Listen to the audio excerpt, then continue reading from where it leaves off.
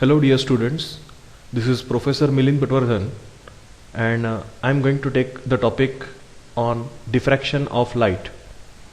In this topic we are going to cover what is the difference between Fresnel diffraction and Fraunhofer diffraction. Then we are going to cover the expression for linear and angular width of the principal maxima, and then some solved problems on linear and angular width of the principal maxima. So let us begin the topic. So we begin with the difference. What is the difference between Fresnel and Fraunhofer diffraction? So in Fresnel diffraction, the source of light and screen, both of them, the source of light and screen, both of them, they are placed at finite distance from the diffracting aperture. So here this slit, I have given here the example of a slit, and whenever the source of light here, S is the source of light, and the screen, whenever they both of them, they are placed at finite distance from the diffracting aperture, then such type of diffraction is known as Fresnel diffraction. While on the other hand, in Fraunhofer diffraction, the source of light and screen, both of them,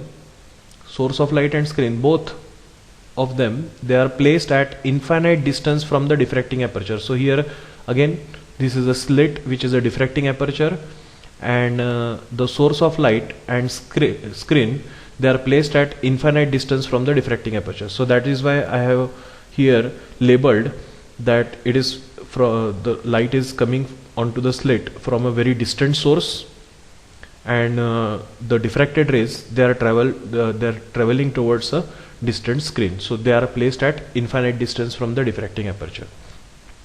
So this is the basic difference between Fresnel and Fraunhofer diffraction. Now if you remember these two figures, then from these two figures you can write down the remaining differences between the Fresnel diffraction and Fraunhofer diffraction. And since this is a topic which is frequently asked in exams, and therefore if you better remember the figures with the proper labeling, then you can write all the differences, because these figures are self-explanatory. So self-explanatory means from the figure itself they explain what has been there in the physical phenomena. Now the second difference here, since in Fresnel diffraction the source of light used is a point source of light, and you know that according to Huygens wave theory of light, the point source of light, from there a spherical wavefront or cylindrical wavefront is originated.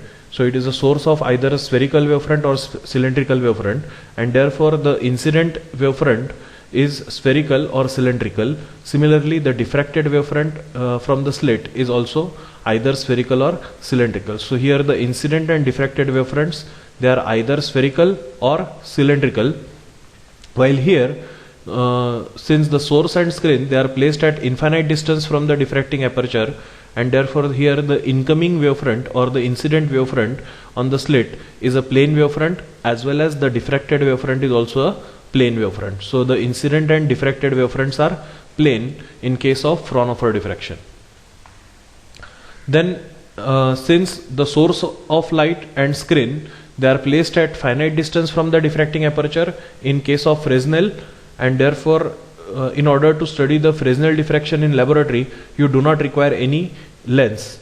While in order to study the Fraunhofer diffraction in laboratory, you will require two biconvex lenses, because the source is placed at a very large distance from the diffracting aperture, that is slit, and therefore in order to incident the rays onto the slit, you require this biconvex lens, while in order to focus the diffracted rays on the screen which is placed in the laboratory, you require another biconvex lens. So here we require two biconvex lens. This is first biconvex lens and this is the second biconvex lens. So we require the two biconvex lenses in order to study the diffraction in laboratory, while here we require no lens. So no lens is required to study diffraction in laboratory for Fresnel. Then the next difference is mathematical treatment is difficult for Fresnel diffraction, while here the mathematical treatment is easy. Mathematical treatment means whatever the physical phenomena that we can explain mathematically with the help of mathematical derivations, and that mathematical part in case of Fresnel diffraction is difficult, while the mathematical treatment for the Fraunhofer diffraction is quite easy as compared to that of Fresnel diffraction. Then due to all these such reasons, the Fresnel diffraction has less applications, so it is hardly been studied, while Fraunhofer diffraction has large applications, so it is largely studied. And hence we majorly study the Fraunhofer diffraction as compared to that of the Fresnel diffraction. Now we have discussed this Fraunhofer diffraction due to single slit as well as multiple slit in our previous lectures, so you can refer those lectures which are available already on my channel. Then the next topic is linear and angular width of the principal maxima. So now let us again consider that there is a single slit of width A. So here this is a single slit of width A, small a, and let such small width, such a slit of width small a is illuminated by monochromatic light of wavelength, say suppose lambda. Then according to Huygens wave theory of light, each and every point of this single slit, it will act as a source of secondary waves, and therefore it will send secondary waves in all possible directions. So now there are some secondary waves which travel in the direction theta with respect to that of the direction of normal, and there are some secondary waves which travel in this direction theta again with respect to the direction of normal, and there are some secondary waves which are traveling in the direction of normal, and all such rays, they are brought to focus on the screen with the help of this biconvex lens L. The secondary rays traveling normal to the slit, they are brought to focus at point P on the screen, while the secondary rays traveling in this direction theta, they are brought to focus at point P1 on the screen, while the secondary rays traveling in this direction of theta by the same angle theta with respect to the direction of normal, they are brought to focus at point P2 on the screen. Then we know that the secondary rays traveling normal to the slit, they always travel equivalent paths, and therefore the intensity produced at point P is always maxima, and hence principal maxima is produced at this point P on the screen. And in our previous lectures we have seen that from the condition of minima, then condition for principal maxima, minima and secondary maxima, we know that this principal maxima is surrounded by first order minima, then it is surrounded by then it is surrounded by first order secondary maxima, then again second order minima, and so on.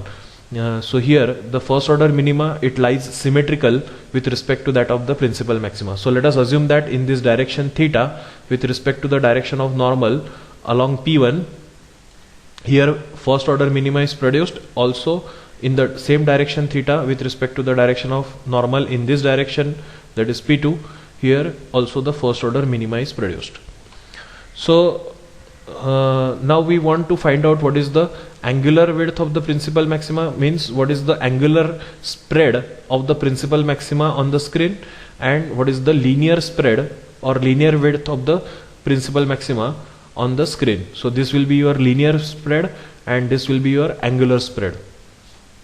So first we'll see what is the condition of minima, because we have assumed that in this direction theta with respect to the direction of normal, that is along P1, first order minima is produced. So let us see what is the condition of minima. So the condition of minima is A sin theta is equal to plus minus of m lambda, and you know the terms. This A is the width of the slit, theta is the angle of diffraction, then this m is order of diffraction, lambda is the wavelength of light, and this plus minus sign, it indicates that it is symmetrical with respect to the principal maxima. So for first order m is 1, and therefore we can write as A sin theta is equal to plus minus of lambda. Again this plus minus sign, it only symbolizes that it is symmetrical with respect to principal maxima, so forget about this plus minus sign. So we get A sin theta is equal to lambda, and hence sin theta is equal to lambda by A. So now we can write for theta. So theta will be equal to sine inverse of lambda by a. So this theta is equal to sine inverse of lambda by a is known as half angular width of the principal maxima. So because with respect to the direction of normal, you can say refer this theta as a angle of diffraction, as well as this theta is just the half angular spread. This theta is half angular spread of the principal maxima, while what is the total angular spread of the principal maxima? Because here in this direction of theta, first order minima is produced. Here in this direction of theta, first order minima is produced, and therefore in between the first order two first order minimas there is a position of principal maxima. It means that total angular spread of the principal maxima is equal to 2 times theta, because this theta is on one side, then this theta is on the other side. So theta plus theta, that will be equal to 2 theta. So 2 theta is the total angular spread of the principal maxima. So this is about angular width. Now this formula for half angular width, that is theta is equal to sine inverse of lambda by a, is very important. Frequently questions or problems, numericals are asked on this topic. So this formula theta is equal to sine inverse of lambda by a is important. Then let us look at the linear width of the principal maxima. Now suppose this x is the linear separation between the first order minima on one side and the principal maxima. So this x is the linear separation between first order minima on one side, that is P1, to that of P, that is principal maxima. Then if this f is the focal length of the lens, this biconvex lens, then let me clear this.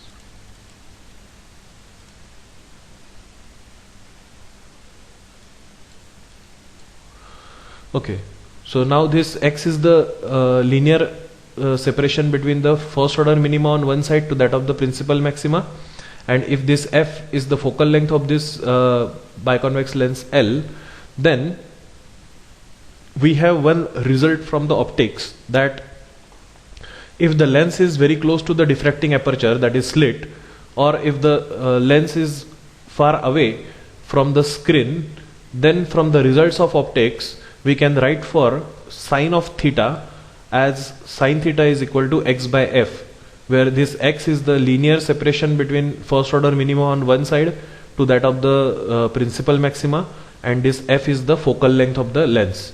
So from the result of optics, that is when the lens is very close to the diffracting aperture, or if it is far away from the diffracting aperture, we can directly write sine theta is equal to x by f.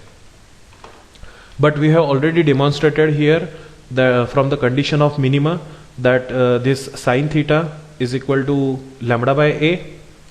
So since sine theta is equal to lambda by a and sine theta is equal to x by f from the result of optics, so we can equate these two, and hence this x by f is equal to lambda by a. So writing this equation in terms of x, we get x is equal to f lambda by a. But what is this x is? So this x is just the half linear width of the principal maxima. Since this x is just the half linear spread of the principal maxima, so the total linear spread of the principal maxima on the screen will be from P1 to that of P2. So again this distance is same, because the first order minima is symmetrical with respect to the principal maxima. So the total linear width will be x plus x, that will be equal to 2 times x, and hence the total linear width of the principal maxima is 2x, which is equal to 2 times f lambda by a. So this formula is also very important from exam point of view, because numericals can be asked. So let us take one numerical or one problem. So find the angular width of the principal maxima in Fraunhofer diffraction pattern of a slit of width 12 into 10 raised to minus 5 centimeter when illuminated by light of wavelength 6000 angstrom minute. So make a usual habit of writing what is given in the problem first. So what is given in the problem? This A is given, that is width of the slit is given. So slit width is 12 into 10 raised to minus 5 centimeter is given. Then the next is wavelength of light is given, which is 6000 angstrom unit. So since here the slit width is given in centimeter, I write this wavelength in centimeter. So you know that this angstrom minute for wavelength is either this is equal to 10 raised to power minus 10 meters in meters, and if I write this unit angstrom minute in centimeter, then it will be 10 raised to power minus 8 centimeter.